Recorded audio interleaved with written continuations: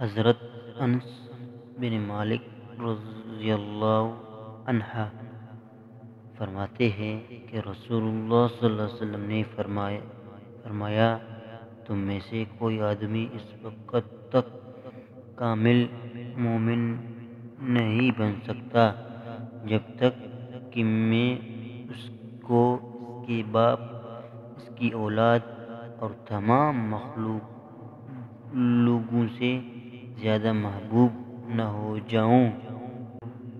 صحیح بخاری، صحیح مسلم۔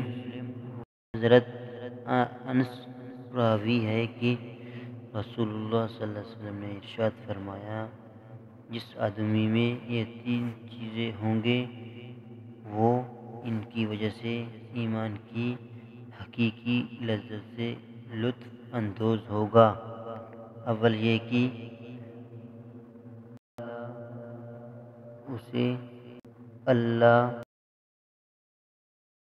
اس کے رسول کی محبت دنیا کی تمام چیزوں سے زیادہ ہو۔